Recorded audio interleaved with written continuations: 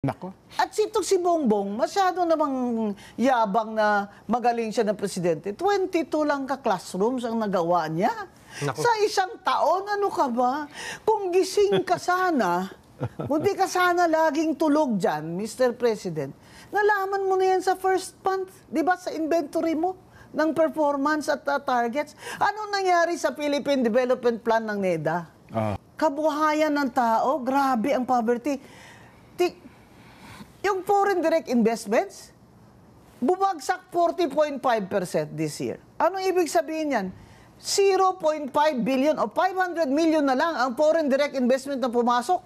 Itong taon na ito. Opo, 2026, 2025. Anong pinagmamalaki ni BBM sa atin? Na pag umaalis siya, nakakakuha siya ng mga milyon-milyon na investment. Sana ang mga bagong factory para meron tayong bagong trabaho. Sana po ang mga investment. Wala. Sino naman mag-i-invest sa Pilipinas kung ganito kakurap ang gobyerno? Huwag kayong sumali sa rally ng Luneta kasi INC yan. Teka muna.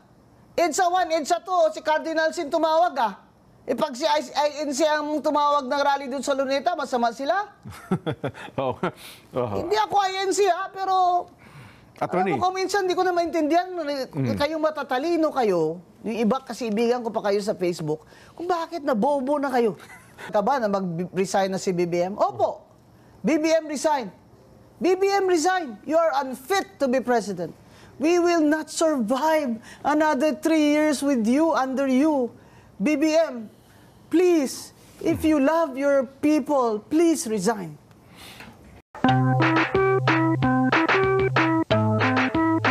Maayogid.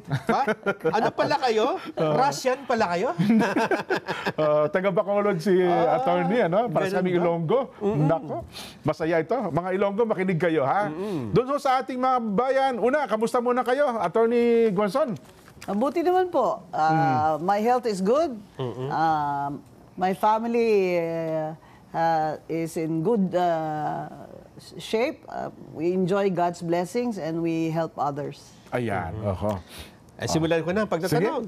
Kasi napansin namin na, kasi ang naaalala ko, Jen, ang mas tumatak sa akin yung commissioner siya ng COMELEC. Ay, oo naman. Kasi napakatapang niya magsalita noon, di ba? Pero after nung COMELEC, after niya mawala sa COMELEC, hindi ko na masyadong nasundan. Ang sumunod ng eksena ay sa social media. Na marami na siyang sinasabi tungkol sa... mga viral post din sa social media, no? Talagang, at saka matitindi. Ang sabi ho ng iba, attorney, ay bakit kaya ganun nangyari? Ano nangyari kay Attorney Guanzon? Bakit puro batiko sa gobyerno? Ano po ba ang kwento sa likod nito, attorney? 25 years po ako na nagsilbi sa gobyerno. Kasama na po dyan yung naging professor ako sa UP College of Law. Ibig sabihin, sa tagal ko po sa gobyerno, ay marami na po ako nakitang magagandang gawain at masasamang gawain. Pero dito po, sa administration ni Bongbong Marcos, ito na yung the worst, ang sinasabi ko. Kaya binabatikos ko po ang administration niya dahil hindi ko na po kaya na kimkimin ko na lang ang aking dinadamdam sa kalagayan ng mga Pilipino at ang sitwasyon ng ating government at ang ating bansa ay tila nasa kumunoy na.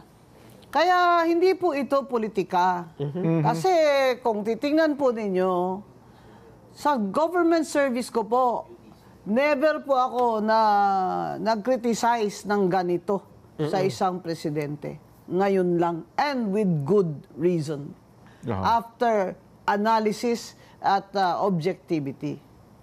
Nabanggit niyo yan yung puntahan muna natin yung analysis. Kasi ang nakikita lang ng tao ay nakapost na maikling mga salita, di ba? Yes. Ano po yung sinasabi niyong analysis behind? Paano niyo nasabi na... Anong triggering factor, ano? Ano ang nakita ninyo? Tingnan po ninyo yung economy natin, which is the reason why. One of the reasons why ang mga tao ay nagpoprotesta na. ng tuloy-tuloy. Iba-ibang grupo na ang nagpoprotesta, lalo na nitong nakaraang buwan at itong November. Dahil kung titingnan po ninyo, minana po ni Duterte, President Duterte kay GMA, ay maganda po ang ekonomiya. Minana po niya kay Pinoy. Di po ba? Yes po, yes po. Oo. Ayun. Ako ina-appoint ng mga Aquino, pero karangalan ko po yun. At maganda naman po ang pamahala ni Noynoy Aquino. Siya po na-appoint sa akin sa COA, siya po na-appoint sa akin sa COMELEC. Si President Cory Aquino po nag-appoint sa akin as OIC Mayor ng Cadiz. Cadiz Saan City. ako nanalo ng eleksyon at 6 taon ako nagsilbi sa Cadiz City. And when I left Cadiz City, it was a first-class city. Wow. From a bankrupt third-class city in 1986. Kung titingnan po natin mula kay si GMA was in power dahil sa EDSA 2. Hindi po ba? Opo. Tinanggal ng mga tao si ERAP. Ang Catholic Church, si Marcos, tinanggal natin, pinatalsik sa people power na nawagan si Cardinal Sin. Ngayon si ERAP naman, di ba? Dahil po naman sa kanyang pangungurakot, ay nag-lead na naman si Cardinal Sin at mga NGOs. Hindi po ba? Tapos si GMA. Si GMA po, nung una, ayaw nila kasi ayaw nilang siya magpresidente, pero nangako siya na hindi siya tatakbo. Pero tumakbo siya. Pero ano ang resulta? Maganda ang resulta. Kasi si GMA po, Gloria Macapagal Arroyo, has a PhD doctorate degree in economics in the University of the Philippines. Alam nyo, kahit anong sabihin nyo, ang taong may sadyang talino at kaalaman sa ekonomiya, ay talagang bihira po siya nagpi-failure. So, after that, Pinoy inherited, di ba, a good economy. Okay? So, the result was good. He was also a good president. Wala kang makitang usap corruption. And then, Duterte became president in a very difficult time dahil nag-COVID pa. Yes. Okay? Tatlong taon. Umakyat yung debt ng Pilipinas because kailangan magutang para sa mga ganito, sa pandemic, sa ganyan. Nung si BBM na, ay taon-taon, dinadagdagan niya yung utang. Etong taon na ito, ang dagdag sa utang ay 2.7 trillion. Okay? Trillion po. Ay nako, hindi po nyo mabilang yan, ang trillion.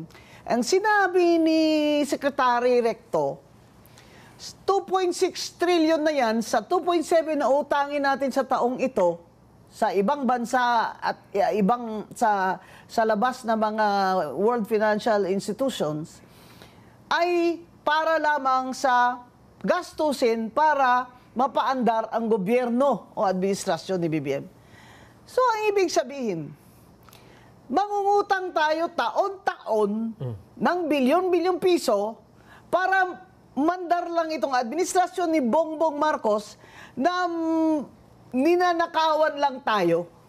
Nagbabayad tayo ng taxes, deficit lagi ang national budget, kinukurakot pa ng mga walangyang congressman at ng kanilang dating speaker. Ayun, ibig ko sabihin, may mga Kapalpakan. kapalyahan. Kapalyahan, kapalpakan. Din naman si Digong. We were mayor together, no? So, we have met personally before pa. Meron din naman siyang kapalpakan sa ekonomiya. Ekonomiya pinag-usapan natin, ha? Pero hindi ganito na ang mismong congressman natin na gumawa ng ang national budget, ang mismong looted the budget, mismong nagnakaw sa budget natin ay gumagawa ng budget. Ibig sabihin, sa bahay mo, yung inatasan mo magluto ng ulam at kanin mo, kinain lahat. ay siyang nagnanakaw, kinakain yung dapat pambili mo na Ricardo. dapat ipamigay mo sa pamilya mo. So, ang lahat ng tao, nagbabayad ng buwis. Kahit tricycle driver, nagbabayad ng isedula. Kahit tricycle driver o labandera, nagbabayad ng VAT, bibili ka ng gamot, may VAT kung hindi ka senior o PWD. Bibili ka ng pagkain, bigas, may VAT kung hindi ka senior.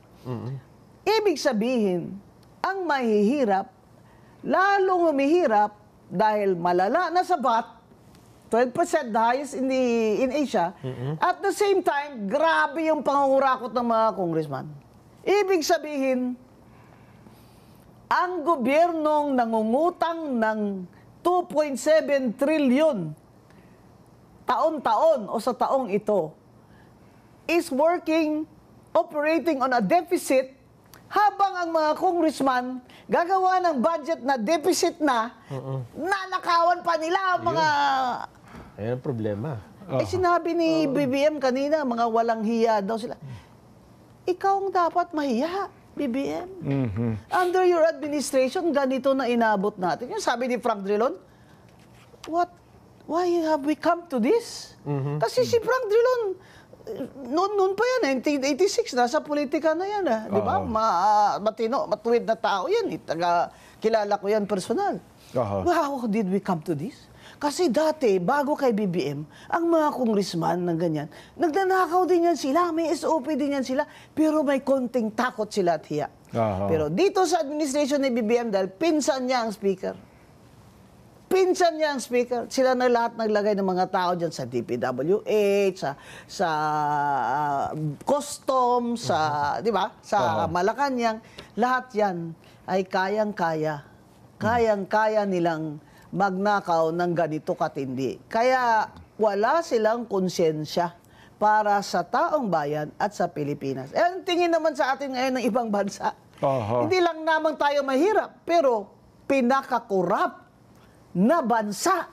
Nakakalungkot sa buong Asia, kung hindi man sa buong mundo. Ekonomiya, pinag-uusapan natin. Pasensya na kayo. Talagang kailangan lumabas na ito sa dibdib ko. Dahil kung hindi, ay baka naman po ako'y magkakasakit. Ganun pa. Dito niyo binulula sa aming programa. Isa po sa lagi ko nakikita at napapansin ko rin, Nelson, ang malimit niyo po binabati ko sa Atty. Guanzon, yung mga opisyal na inilalagay pa po yung kanilang mukha sa mga relief goods. May nakita akong kape. Kape, ano ha? Si Frasco. Si Cebu. Pero alam niyo po, hindi pa rin ito nawawala hanggang sa ngayon. Bakit po ba sa tingin ninyo hanggang ngayon ay hindi pa rin po nawawala yung tinatawag na EPAL? Ano ha, attorney? Kasi po yung patronage yan ang problema. Talagang yung patronage sa sistema at kultura, ayon mga politiko na umangat ang buhay ng tao, na kukunti na mahirap. Ngayon, 50% ng Pilipino ay gutom, ayon sa Pulse Asia survey. Tama. That's almost 60 million nagugutom. Pag gutom ang tao, pigado, pobre ang tao, mas madali silang bilhin bawat eleksyon. Mas konti lang bigay ay halos sa halikan na yung mga kamay ng mga politiko. Pero tingnan yung ginawa ng mga tao sa Cebu kay BBM. I-replay nyo. Tingnan yung tingin sa kanya ng mga tao doon. Puwira gaba lang. Wala talagang nag-extend ng kamay sa kanya. Wala man lang nagsigaw-sigaw na, Mr. President, salamat, dagang salamat. Pero buyag ang mga tao, yung galit kay BBM, nakikita talaga sa mukha nila. Sana mapukaw na ang mga pobre ba, na wag na kayong pa-vote buying sa 2028. Kung magbigay sila ng pera, tanggapin nyo na lang. Hindi naman nila alam kung anong nilagay mo dyan sa baluta mo.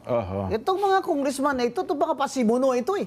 Kayo lahat, sana lahat yung 10% lang yata matitino sa inyo, baka 5% lang eh. Sana yung 95% sa inyo, sana mataalo kayo lahat sa 2028. Tingnan yung nangyari sa atin. Malala pa tayo sa Vietnam. Ha? Na dati ay, sikat-sikat tayo malala na tayo sa Thailand. Abay dati gagawa na sana tayo ng aeroplano eh. Di ba? Yung rice sa IRRI, sa UP de Los Baños, nauna pa tayo dyan eh. Di ba? Ngayon, nag-i-import na tayo sa Thailand. Sa tourism, kulilat. Last tayo. Sa education sa literacy. Last tayo, nakakaawa na mga bata eh. Gagraduate hindi marunong man lang mag-intindi kung ano ba yung binasa at minimorya niya. Nako. At si Bongbong, masyado namang yabang na magaling siya na presidente. 22 lang ka-classrooms ang nagawa niya. Naku. Sa isang taon, ano ka ba? Kung gising ka sana, hindi ka sana laging tulog dyan, Mr. President, nalaman mo na yan sa first month, di ba, sa inventory mo ng performance at targets. Anong nangyari sa Philippine Development Plan ng NEDA? Aha. Yan ang dapat batayan sa administrasyon ni Marcos na wala tayong sasabing, walang bayad ng politika. O sige, NEDA, ilabas mo sa amin ang iyong analysis at comparison. Ito ang Philippine Development Plan. Aha. Ito poverty alleviation, hunger, ganyan-ganyan na mga dapat isolve. At ito yung nagawa ni BBM sa loob ng isang taon lamang. 3 taon lamang. So, ang ano po namin, hindi po ito politika ang banat ko sa kanya ba? Opo. Ekonomiya at kabuhayan ng tao, grabe ang poverty. Yung foreign direct investments, bumagsak 40.5% this year. Anong ibig sabihin yan? 0.5 billion o 500 million na lang ang foreign direct investment na pumasok. Itong taon na ito. Opo, 2026, 2025. Anong pinagmamalaki ni BBM sa atin? Na pag umaalis siya, nakakakuha siya ng mga milyon-milyon na investment. Sana ang mga bagong factory para meron tayong bagong trabaho. Sana po ang mga investment. Wala. Sino naman mag-i-invest sa Pilipinas kung ganito kakurap ang gobyerno? Nakakalungkot po yan. Pero, well, balikan ko yung punto ng EPAL. Ito ba talaga nakakatulong para suportahan ng mga politiko ang isang tao? Sabi nyo nga, dinidikit ng kanilang mukha kung saan-saan. Ba't masyado kasi sa tingin nila, parang masyado malakas ang loob na gawin ito ng mga politiko na umepal. Kasi, ang tanong... Walang batas. Walang batas. Pero suma total, nakakatulong ba ito para iboto sila ng tao, attorney? Oo naman. Kasi kung ang mga pobre, na-brainwash na nila na ganyan talaga. Opo. Day in, day out. Pag may calamity, bigyan mo ng bigas, ganyan-ganyan, lagyan mo ng ano. Pero, dahil nangangailangan ng tao, ang walang batas yung anti-EPAL. Anti-EPAL law. Walang batas. So, sana, ito lang yung ano ko, sana sa COA, yung panawagan ko. Example, sa COA, may regulation Opo. na bawal na mga pangalan ng mga congressman at mga politiko doon sa mga billboard. Oho. Andyan pa rin. Dapat may ganun din silang regulation na pag namimigay ka ng mga kung ano-anong goods and services, na ginamit mo yung government money or funds from your office, bawal din yung EPAL. Bawal din maglagay ka ng sticker mo dyan. Congressman Frasco, baw, mura magkinsa kang bapuha ba? Tayo ka ng sticker ni mo, mura wapo mong kay kadiaway. Sus ka. Kuyawan man tani mo, tama na yan. Etong mga... Bagyo na nga Itong mga matay na nga yung tao mo bigyan mo pa ng mga tubig na may picture mo. Baka daw iligay sa pitaka yung picture. Saka ma-inspire, di ba? Pero ito pong mga ginagawang investigasyon, ang dami Meron tayong Senate Blue Ribbon, may ICI, siyempre pupunta sa DOJ, tungkol dito sa mga flood control project. Ano sa assessment ninyo ang resulta nito? Problema sa ICI, wala siyang ngipin. It cannot even subpoena. No power of subpoena. Kaya tinan mo, invitation. We are inviting former Speaker Martin Romualdez. Abay, sino ba yan? Yung Royal Highness? Yung treatment sa kanya. Tapos sasabihin niya, I ask for postponement. Postpone naman. Ano bang nangyari? Sabi may sakit daw siya, gusto niya pumunta abroad. Laki-laki, lusog-lusog ng katawan mo, bigla ka na lang mag-abroad. Ano naman mga ito, lahat ng may sakit pag nagsisigaw ng tao na ikulong kayo. Tingnan nyo naman ang mga rally, ikulong na yan, ikulong na yan. Alam mo, arami na akong rally na puntahan. EDSA 1, nandito ako.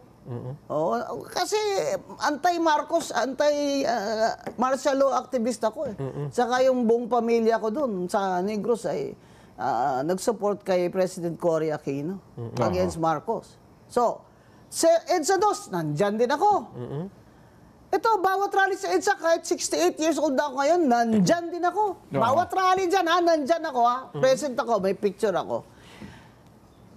Lahat ng protestang malalaki, nag-a-attend ako, gusto ko makita ang mga tao. Talagang, ang mga tao, lalo na yung mga bata ngayon, galit na galit sila sa BBM administration. Yung kaliwa, na dati hindi naman nagsisigaw ng BBM resign, ngayon nagsisigaw na sila BBM resign. Ito namang mga ayaw kay BP Sara, Opo. ay, ayaw namin mag-BBM resign kasi pag nag-resign si BBM, si Sara Sara ang presidente, papalit, mas ayaw namin sila. Alam mo, ang bright nyo talaga. Napaka-bright nyo eh. Hindi ko na talaga maintindihan kung ano ba talagang gusto nyo. Gusto nyo, ganito na lang tayo 3 taon pa. Yun ba ang gusto nyo? Just because ayaw nyo kay Sara. Eh, may konstitusyon eh. Di ba tinanggal din natin si Marcos? Oh, eh hindi nga si Cory ang vice president nun. Tinanggal din natin si Erap. Teka muna. Yung sabi nila, ito, just being honest being honest ay huwag kayong sumali sa rally ng Luneta kasi INC yan. Eh, teka muna. EDSA 1, EDSA 2, si Cardinal Sin tumawag Eh pag si INC ang tumawag ng rally doon sa Luneta, masama sila? Hindi ako INC pero Attorney. alam mo, minsan hindi ko na maintindihan. Kayong matatalino kayo, yung iba kasi ibigan ko pa kayo sa Facebook, kung bakit nabobo na kayo. Nabobo na kayo ni BBM. Hindi ganyan. Ang importante i-focus nyo who has the power and who is failing us now. BBM has failed the people. He has failed because he has no capacity. He is incompetent. He is unfit to hold office. Attorney, magkape muna kayo ha. Baka mamaya ay... Tubig muna para... Tubig tayo. Baba na high pressure. At tinatanong natin, kinukuha natin ang kanyang mga opinion. May kinalaman po sa mga maiinit na issue, particular na po sa issue ng korupsyon.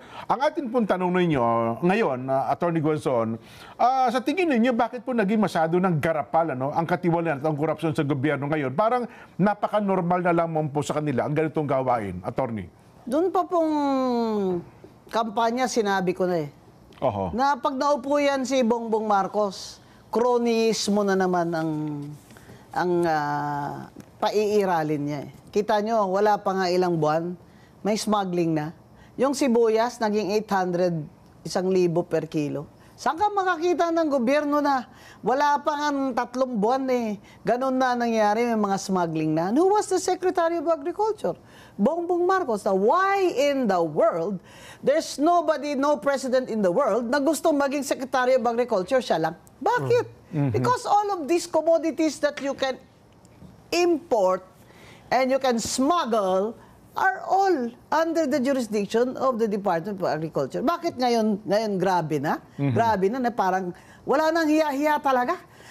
DPWH, kasi ang namumuno ng pagnanakaw mismo yung matataas ang pwesto at mga kamag-anak ni BBM. Kaya hindi na makokontrol at hindi niya pwedeng makontrol dahil siya ay mistulang puppet na lamang.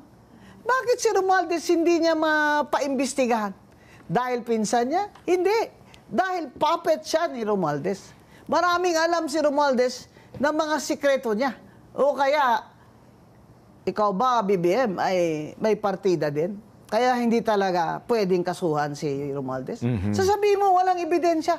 Walang ebidensya kasi hindi mo naman siya pinapa-investigate Hindi pa investigate mo siya sa ICI para malaman natin kung may ebidensya o wala. Diba? Bakit ganito nakasagsagan? Dahil ito nga, ang sinasabi ko, ang mga tao ni Bongbong Marcos ay hindi niya kaya. Did you listen to Professor Winnie Monsod? And she said na hindi na kaya ni BBM magreforma ng kanyang administration because of the people around him. He cannot control them. Nabanggit niyo po yung flood control. Nelson, puntahan natin yung usapin ng flood control projects. Kasi mayroon namang investigasyon Nagtatag nga ng ICI, ang problema noong una hindi transparent, hindi naka-live stream hiningi ng mga kababayan natin ni i-livestream, nagpasi sila, i-livestream. Binibigay naman, attorney, kung ano ang gusto ng publiko eh. Ang gusto ng publiko, imbestigahan nyo si Romualdez. Hanggang ngayon, ayaw nyo imbestigahan dahil sinasabi ni Bongbong. Pwede ba yun? Presidente na siyang gumawa ng ICC. Siya mismo nagsasabi, there is no evidence against Romualdez. Alam mo, hindi ko talaga matuldok kung hanggang ano kalalim itong si Martin Romualdez at si Bongbong Marcos. Yung conspiracy nila ay napakalalim, hindi lamang sa dugo nila. Ano ba, BBM? Bakit ba ayaw mo talagang paimbestiga yung pinsan mo? May partida ka ba? May partida ka ba, BBM? Sino? Ilabas mo na. You came out. Sabi mo, ikaw ang nag-discover ng mga flood control. That's not true. You only acted because the U.S. State Department issued a report and told you that this cannot go on. This cannot go on. And then the World Bank also issued a comment. And I predicted it months ago na ang Bureau of Customs is also very corrupt. Ayaw mo naman galawin. O lumabas na naman sa US State Department report that the Bureau of Customs is also very, very corrupt. Sino ang patron o padrona ng Bureau of Customs? Marami nagsasabi. Si First Lady daw. Oh, that's the first time I'm saying it, because I have to say it. Hindi po ako pwedeng magtago. At kung ito po ay mali na information, I am requesting BBM and the First Lady to cut this snake's head now para masatisfy ang tao na hindi sila kasabwat sa mga massive na korupsyon na ito. Kasi po, buhay na ng Pilipino na kataya dito, hindi po politika. Dati po, sasabihin ng tao, maski sino naman ang po dyan, parehas lang sila magnanakaw. Ngayon, nakaranas ka ba ng gutom na ganito? Tanungin mo pamilya mo. Mag-graduate yung mga anak mo? Akala mo may trabaho pa? Wala nang trabaho. Akala mo kahit ka ng kayod ngayon para mapatapos mo yung anak mo? Pagka-graduate, maahon ka? Wala nang trabaho. Another 3 years, wala nang trabaho. Foreign direct investment, minus 40.5%. Wala na. Amerika na lang at Japan, nandito pa rin yung mga investments nila. Stock market just crashed. Ilang taon na ako, mula bago abogado ko, bumibili ng stocks, ipon. Ngayon na ako nakakita at nakaramdam ng lugi na ganito. Less than 6,000 points. Ang bagsak ng stock market. Sino ang mag-i-invest sa Pilipinas? Kung ganito, ang korupsyon ng BBM administration, ito ang sanhi lahat ng kahirapan nating mga Pilipino. Attorney, dito po sa sasagawang rally ng Rally for Transparency and for Better Democracy ng Iglesia ni Cristo, sa tingin po ninyo, ito ba'y makatutulong? Talagang makakatulong po. Kasi yung sinasabi ko nga, wag na po tayong titingin lang tayo at sasabihin lang natin na pare-pareho lang yan sila lahat. Hindi po. Matindi po itong dinadanas nating kahirapan ngayon ninyo. Kasi sabihin nyo na naman na okay lang ako magsalita kasi I don't go hungry. I feel this way for you because I see it, di ba? Kami nga itong hindi nagugutom, araw-araw may kinakain kami, nararamdaman namin yung gastos sa grocery, ang mahal ng mga bilihin, ang mahal ng gasolina, akyat na naman, kayo pa kaya? Kaya ginihikayat ko tayo na mag-livestream man lang kayo na protesta. Kung ayaw nyong makaalis, wala kayong pamasahe. Saan kayo malapit? Pumunta kayo doon sa Luneta. Malapit, punta kayo doon, 16, 17, 18. Sa EDSA, kung malapit kayo doon. O kung kaliwa kayo, sige, doon kayo sa kaliwa, sa Mindiola kayo. Bahala na kayo kung kakamping kayo, kahit anong kulay nyo.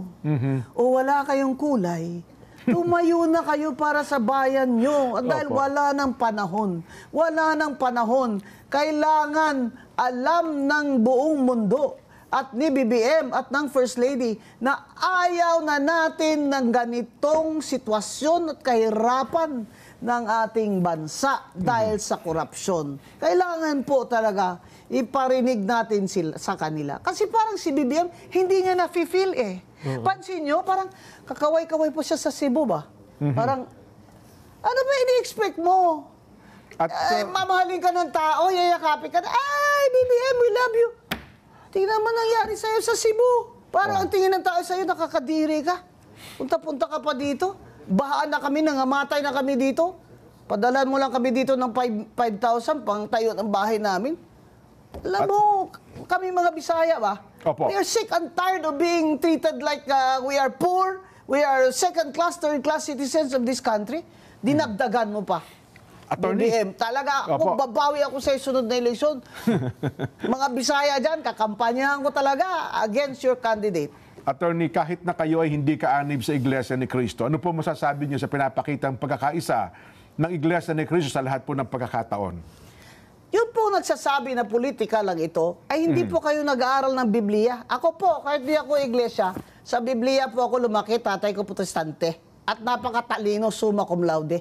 First, summa cum laude of Silliman University, war hero. Oho. Nag-aaral kami ng Biblia. Bible 1, 2, 3, 4, high school pa lang ako sa bahay, Biblia. Nagpipray ako before meets. Akala nyo, ganito katapang, di ako nagpipray. Nagpipray po ako bago ako kumain. Opo. Abay, ang iglesia, itong rally na ito, ay may basis po ito sa Biblia. Binasa ko po Kasi sabi ko, kung doon ako sasali kayo sa Luneta, ano kayang nito, ng Christian teaching na basis ng iglesia? Habakuk. Oh, kayo, hindi ba nagbabasa ng Biblia na magbasa na kayo? Alam niyo pala yung aklat ng Habakuk, Attorney? Oo, binasa ko lang naman yung English kasi ang Tagalog naman itong Biblia ng iglesia. Opo. At ang Biblia ng iglesia, at nakita ko, ay batay sa translation ng Catholic Church at ng Protestante. Yes po. Hindi nila gawa-gawa, hindi totoo. Hindi totoo na gawa-gawa lang na iglesia ang Biblia nila, hindi totoo. Nakita ko. Nakita ko yung introduction ng Bible nila in Tagalog, although I can only read in English. Opo. Ang sinasabi ng iglesia, itong bakit 3 araw? Di ba? Opo. Yung Catholic bishops nagtawag sa EDSA, 1 araw lang naman. Oho. Di ba? Ang tumindi lang ng ilang araw nung sa EDSA kami. Di ba? Oo. Ito, 3 araw sa Luneta. Yun pong sa EDSA, hindi po sa iglesia yun na led na rally. Pero may mga iglesia din po na dadalo doon at open po yun to all, itong dalawa, Luneta at iglesia. Bakit po 3 araw? Kasi po sa 1 araw lang, hindi sila natitinag. Ang kakapal. Kaya po 3 araw para talagang makita sa world news na, uy, 3 araw, tigkakalahating milyon, kaya. Mga tao galit na talaga. Because the last rally of the Iglesia in Luneta, 1.6 or 1.7 million yun. Napuno yun hanggang halos sa TM Calaw, puno yun. In 3 days. Kaya ng Iglesia ni Cristo, the faithful, can do that for 3 days. Pero sama po tayo. Open naman po ito sa lahat. Kasi lang po, ang location ay Luneta, kaya kung saan po kayo malapit, doon kayo. Malapit kayo sa EDSA, doon kayo. Kung kaliwa naman kayo at hindi kayo naniniwala sa Diyos, sige, doon kayo sa Mindiola. O, pwede po yun. Pero sumali po kayo. Yan po ang reason bakit 3 araw, para talaga pong matinag sila ang gobyerno ni BBM at makita po talaga sa world news na ang mga Pilipino ay nagpo-protest po na si BBM ay hindi na. He is a failure. Failure. Kung ako teacher dito, hindi ka nga 70. Talagang failure ka Ayon, Attorney, sa isasagawa pong rally for transparency ng Iglesia ni Cristo, ano ang tingin ninyo na magiging impact nito sa mga kababayan natin at maging sa gobyerno po? Ang ating po mga kababayan, na kahit po hindi sila iglesia, ay maririnig nila ang ating mga sasabihin sa rally. Ang mga mensahe doon. Kasi sila din po, mga Katoliko sila, may sarili din silang rally. Alam naman nila na katotohanan nito ang basihan ng ating mga protesta, kahit ano man ang relihiyon nyo. Hindi po ba? 2 EDSA na ang nag-lead ay Katoliko. Ito, last month ba yung rally na pinuntahan ko sa EDSA na Catholic bishops din ang nagtawag noon. Pumunta rin ako doon. O ngayon, ano ang sabi nila kakaiba? Bakit po? Hindi po ba nakalagay dyan na ang kabutihan ng gobyerno? I'm just paraphrasing in Tagalog. Ang kabutihan ng gobyerno ay kabutihan ng tao. Yung kasamaan ng gobyerno, di kasama din ng tao. Ilonggohon ko pa ni. Attorney, ang inyo pong mensahe sa ating mga kababayan at salamat po sa pagbisita niyo sa aming palatuntunan. Sige Mga po. kababayan, sa pagmamahal po natin sa bayan natin, kailangan po ipakita natin ngayon. Kahit na po nasa bahay lang kayo, mag-live stream kayo. Mag-post kayo sa Facebook niyo ng inyong mga hinanakit at iniisip. Ano na po ang patutunguhan ng bayan natin? Ano na po ang future ng ating mga anak? Noon po ng ibang bansa ako, dahil nagbakasyon ako at nag-check ako ng mga mga OFW na kanilang mga feelings and thinking. Tinanong po ako, Attorney, may pag-asa pa ba? Kasi po mga anak ko doon nag-aaral pa. Alam mo ba, pinakamasakit sa akin na magsabi na kung pwede naman po ninyong lahat kapamilya nyo, ilabas nyo na lang sa bansa kung may makita kayong trabaho, gawin nyo na. Napakasakit sa akin na lumabas sa bibig ko yun. Na halos sabihin ko sa kanila na huwag na silang bumalik dito dahil wala naman silang babalikan na trabaho. Mga kababayan, ang OFW na lang na income ang siyang tumataguyod sa ating ekonomiya. Tourism, bagsak. Foreign investments, deficit. Budget deficit, tourism, gross domestic product, OFW earnings. Yan ang tatlong tumataguyod sa ating ekonomiya. OFW income na lang po ang natitira. Kaya respetuhin po natin sila at alagaan po natin sila. Pasalamatan po natin sila sa kanilang economic na support sa ating bansa. At higit sa lahat, pakita nyo ang pagmamahal nyo sa bayan ninyo sa protestang ito laban sa administration ni BBM. Attorney, mananawagan ka ba na mag-resign na si BBM? Opo. BBM resign. BBM resign. You are unfit to be president. We will not survive another 3 years with you, under you. BBM, please, if you love your people, please resign.